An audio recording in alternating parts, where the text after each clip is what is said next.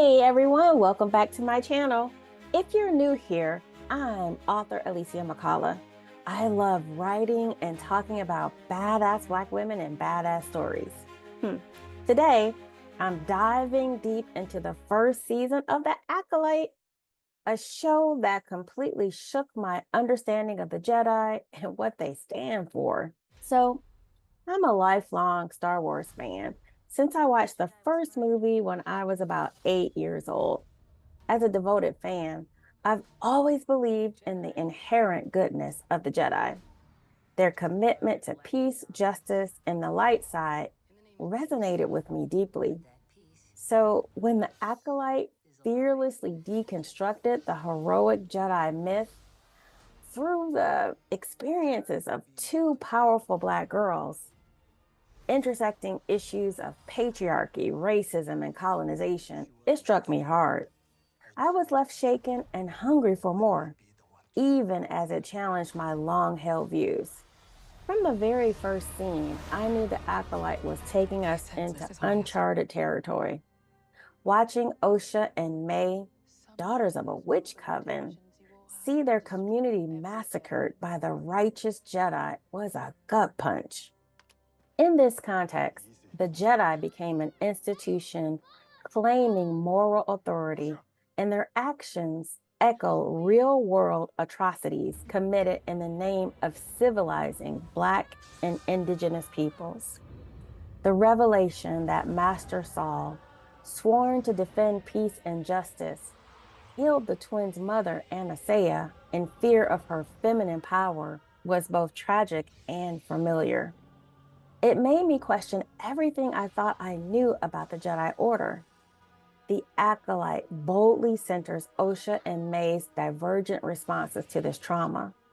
Osha, broken and manipulated, denies her witch identity and trains as a Jedi, while May vows vengeance as a Sith Acolyte. As an Africana Womanist, I ache for them, split by forces larger than themselves. Using this different lens, the Jedi preach detachment and suppression of dark emotions like anger and passion, the very feelings May and Osha must process to heal. By painting traditionally feminine coded traits as suspect, the Jedi uphold a patriarchal system that demands assimilation and enables abuse.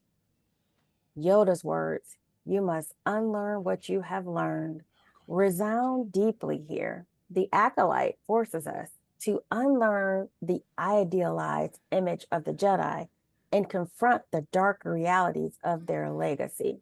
While the pacing was slow initially, and I was on the fence, the series picked up steam and became utterly engrossing by the end. Watching the Jedi's facade of benevolence crumble was visceral, in some ways satisfying and in other ways terrifying.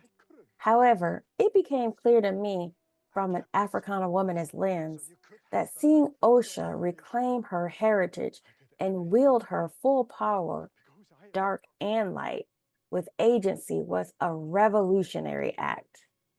The Acolyte illustrates how the road to liberation is paved by courageous Black women like Osha and Mother Anastasia, embracing all of themselves.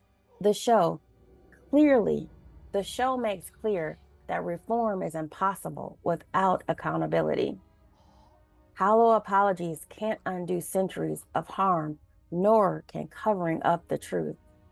When Osha forces Saul to face the consequences of his actions, it's a symbolic triumph over gaslighting and tone policing used to silence Black women.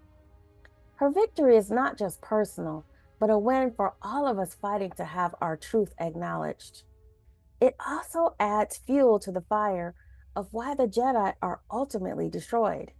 Their hubris and hypocrisy sow the seeds of their own downfall.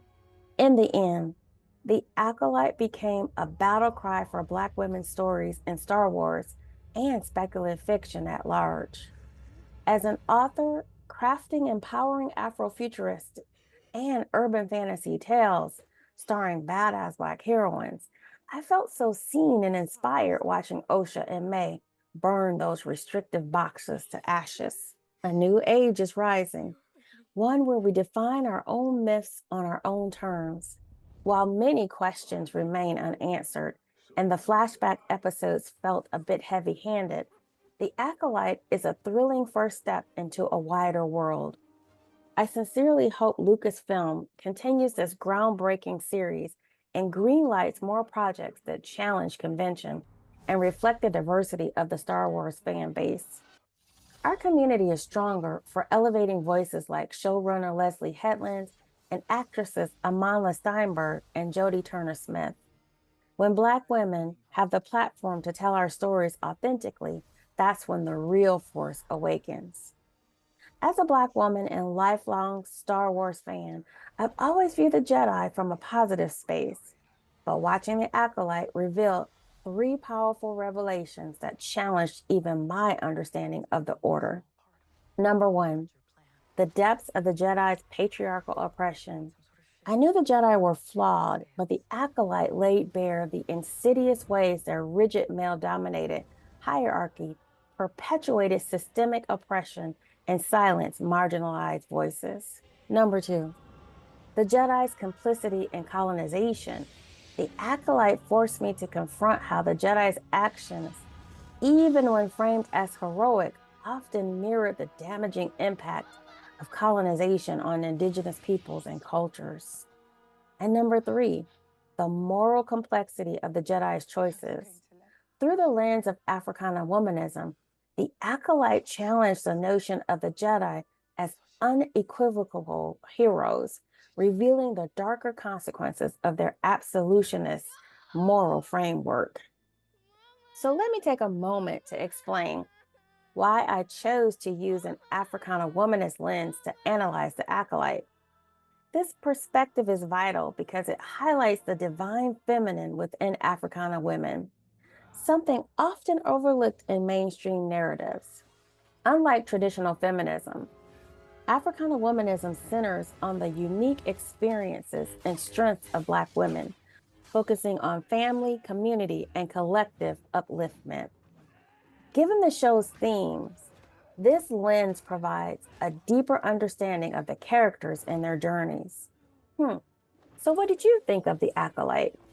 Did it change how you view the Jedi and the Force? I'd love to hear your take. Also, if you're interested in understanding Africana womanism better, check out the show notes for a list of books and resources. Visit my blog where I have more detailed blog posts on this lens. And don't forget to sign up on my website to get your 4 free reads featuring strong Black heroines. Don't forget to like, comment, and subscribe for more reviews and discussions. See you soon.